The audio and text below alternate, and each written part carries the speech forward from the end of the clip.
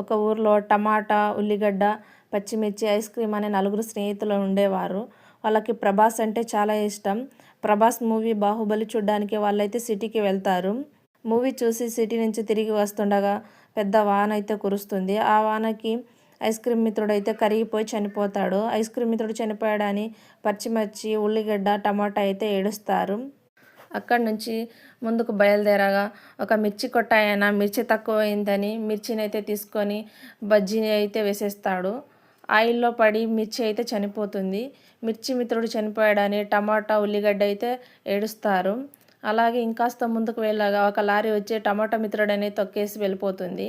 టమాటా మిత్రుడు కూడా చనిపోయాడని ఉల్లిగడ్డ అయితే చాలా ఏడుస్తుంది. ఏడుస్తూ అలా కొండపైకి వెళ్ళి తపస్సు అయితే చేస్తుంది. దేవుడు ప్రత్యక్షమై ఏం కావాలి, ఏమైందని అడుగుతాడు. మా ఐస్ క్రీమ్ మిత్రుడు చనిపోయినప్పుడు నేను పచ్చిమిర్చి, టమాటా ఏడ్చాము. మిర్చి మిత్రుడు చనిపోయినప్పుడు నేను టమాటా ఏడ్చాము. టమాటా మిత్రుడు చనిపోయినప్పుడు నేను ఏడ్చాను. మరి నేను చనిపోతే ఎవరు ఏడుస్తారు అని అడుగుతుంది. అందుకు దేవుడు నిన్ను చంపిన వారందరూ ఏడుస్తారు అని వరమిచ్చి వెళ్ళిపోయాడు.